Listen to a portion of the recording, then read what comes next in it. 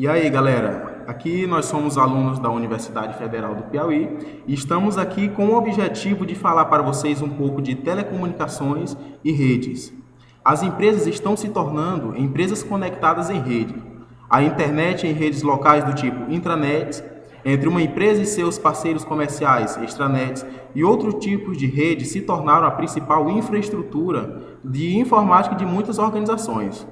Essas redes de telecomunicações têm o objetivo de permitir a gerentes, usuários finais, equipes e grupos de trabalho trocarem eletronicamente dados e informações em qualquer parte do mundo com outros usuários, clientes, fornecedores, enfim, entre outros. As principais tendências que estão ocorrendo no campo das telecomunicações possuem um impacto importante nas decisões gerenciais nesta área. Por isso, os usuários finais devem estar cientes das principais tendências na indústria, tecnologias e aplicações de telecomunicações que aumentam significativamente as alternativas de decisões que enfrentam suas organizações. Temos aqui a tendências de aplicações, mais comércio eletrônico, colaboração, operações online e vantagem estratégica nos mercados. Temos as tendências de indústria, da indústria, mais vendedores, alianças e serviços de rede, aceleradas pela privatização e o crescimento da internet. E temos a tendência da tecnologia, outras redes digitais locais e globais conectadas à internet, canais de transmissão aprimorados. Bem, dando continuidade aqui no nosso estudo, nossos slides, falando mais sobre redes de computadores, a gente pode observar aqui o esquema de redes. E quando é que uma rede existe? A partir de 2 ou mais computadores já temos uma rede em si. Essa rede a gente pode compartilhar tanto recursos de hardware como recursos de softwares ou lógicos. E esse tipo de recursos de softwares podem ser dados, mensagens, e-mails. E os recursos de hardware podem ser impressora, drives, etc. Podemos observar nesse esquema abaixo, esse organograma, a composição de uma rede. Aí nós temos então um aglomerado de computadores. Eles estão ligados a um switch, que é um tipo de peça de rede que serve para organizar a rede. Esse switch então é ligado a um servidor, que automaticamente também é ligado a um roteador, que esse tem acesso à internet. Esse roteador, obviamente, ele vai ter um repetidor de sinal, se for preciso, que é exatamente para deixar essa LAN ou essa rede local todos conectados entre si. Os componentes básicos de uma rede se dividem basicamente em processadores de telecomunicação, que são placa de redes, os canais de comunicação, obviamente ligados a computadores, a notebooks ou outros terminais. E também existem os softwares de telecomunicação, que são os gerenciadores dessa rede, tanto no meio físico quanto no meio lógico. Esses canais de comunicação, de telecomunicação, também podem ser obtidos através de aparelhos de organização de rede, também chamado de processador de telecomunicação. Ainda nos principais componentes de rede de telecomunicação, nós temos então as mídias de transmissão. E as alternativas para eles são os fios de pares trançados, cabos coaxiais, fibra óticas, rádios micro-ondas, satélite de comunicação, sistema de telefonia celular, ou então rádio LAN, rádio de frequência e até mesmo infravermelho. Os equipamentos que compõem uma rede, nós temos modems, os switches, os multiplexadores, os comutadores, roteadores, hubs, que é uma espécie de switch, só que com poder de organização menor. Nós também temos softwares, sistemas operacionais de rede, nós temos monitores de telecomunicação, temos navegadores de rede, firewalls, etc. Os tipos de canais podem ser analógicos digitais, discados e não discados, comutação de circuito, mensagem, pacote, célula e alternativa de largura de banda.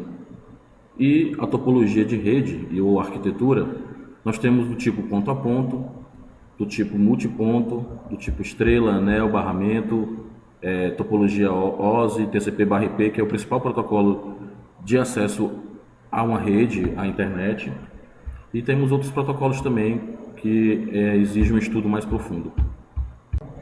Bom, galera, dando continuidade à apresentação, vou falar um pouco sobre as mídias de transmissão. Certo? A primeira mídia apresentada é o cabo de par trançado, que é um cabo comumente visto, aquele cabozinho azul, que é o RJ45, e ele consiste em par de fios entrelaçados ao redor do outro, que impede interferências eletromagnéticas de fontes externas e interferências de fontes internas, certo?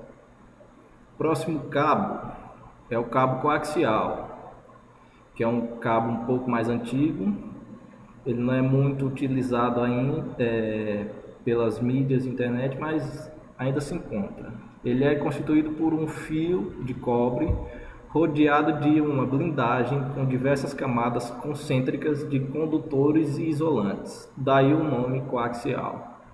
Esse cabo permite transmissões até frequências muito elevadas, e isto para longas distâncias. Agora um outro cabo aqui, que é o cabo de fibra ótica, que é se eu não me engano, um dos mais avançados, né? Que ele consiste de um filamento feito de vidro ou de materiais poliméricos com capacidade de transmitir luz. Ele também tem a capacidade de transmitir grandes quantidades de informações e é imune a interferências eletromagnéticas. Falar um pouco aqui sobre micro-ondas.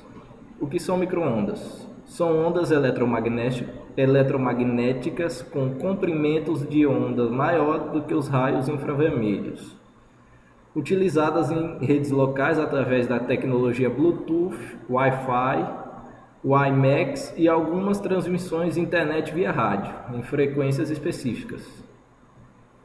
Infravermelho funciona como sistema de comunicação utilizando fibra ótica, porém o feixe é transmitido através do espaço livre, que são as ondas luminosas, ao invés da fibra de vidro. O sinal é convertido em formato digital e é transmitido pelo espaço livre.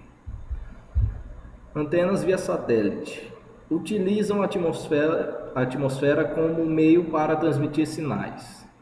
As desvantagens dele é que o desenvolvimento e a colocação de satélites em órbita constitui um custo muito caro.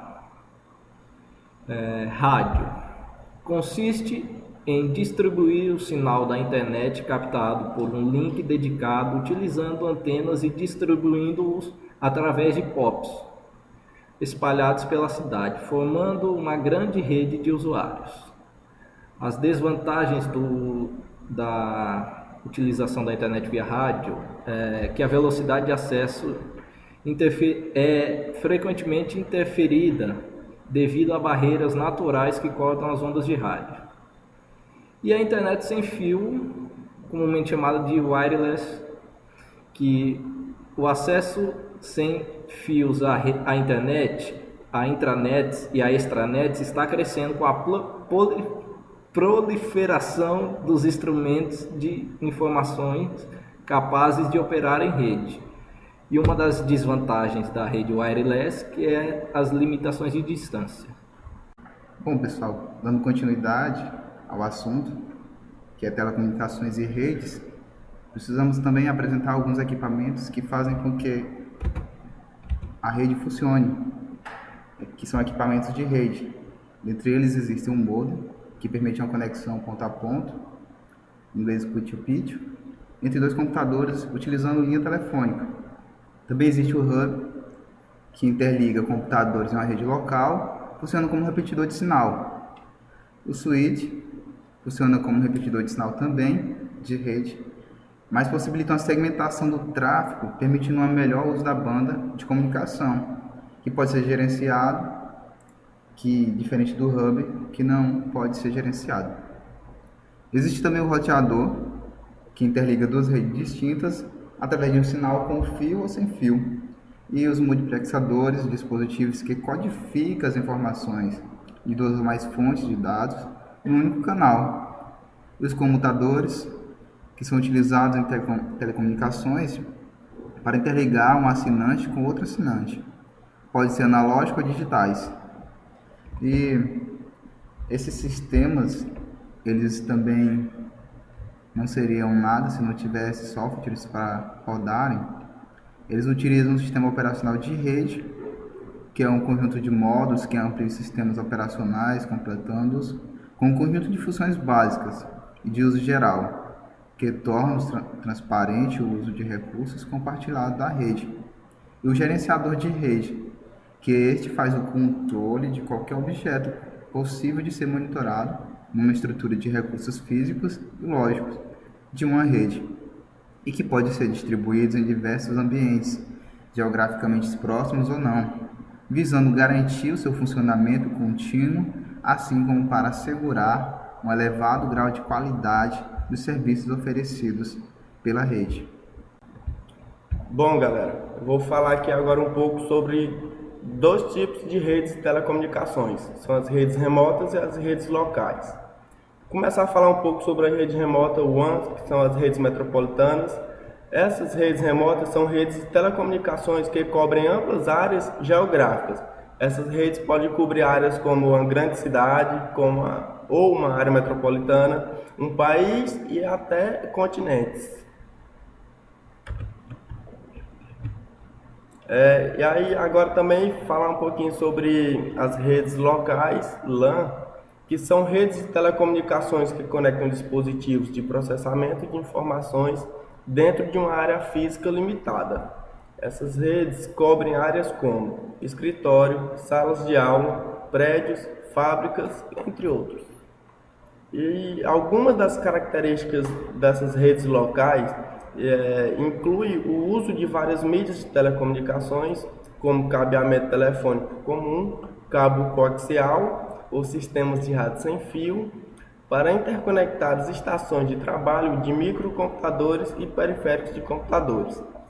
A maioria de LANs utiliza um microcomputador potente que dispõe de um disco rígido de grande capacidade como servidor de arquivo ou servidor de rede, que contém um programa de sistema operacional de rede, que controla as telecomunicações e o uso de recursos da rede. Bem, aqui nós temos mais uma vez um diagrama de rede, só que esse muito mais simplificado, mostrando o esquema de uma LAN, de uma rede local, né? Aí nós temos aqui vários computadores interligados. Esses computadores estão ligados a um servidor, na qual vai distribuir os arquivos necessários e os componentes necessários para esses PCs, para esses computadores. Eles estão ligados também em um processador, ou num switch, ou num hub, tanto faz, que automaticamente vai estar compartilhando impressora, drives. Nesse servidor ainda contém os bancos de dados, os pacotes de softwares que são compartilhados para todos esses computadores que estão nessa RAM. E o esquema montado aqui mostra tipicamente uma rede pequena, né, uma LAN, e os recursos que é possível dentro dela.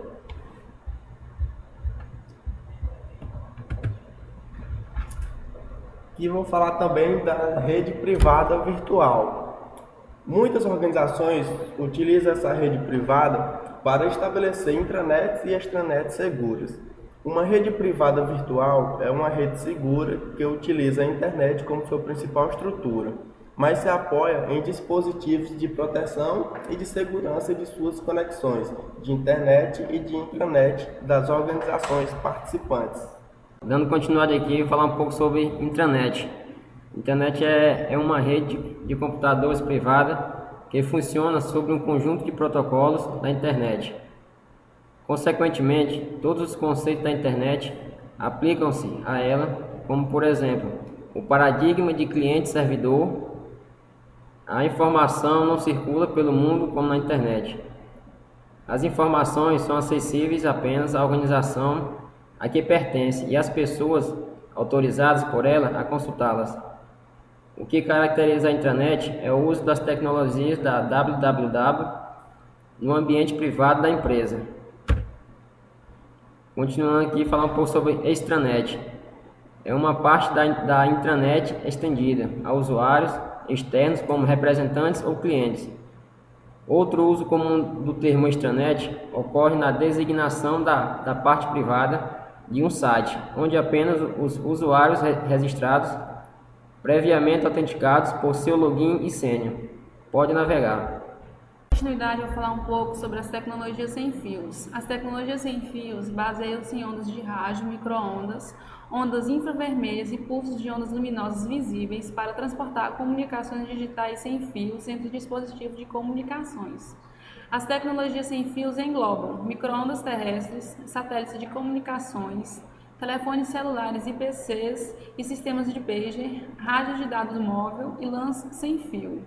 Uma observação: cada tecnologia utiliza faixas específicas em megahertz de frequências eletromagnéticas que são determinadas pelos órgãos nacionais controladores para minimizar a interferência e favorecer telecomunicações eficientes. Agora eu vou falar um pouco sobre a velocidade de transmissão.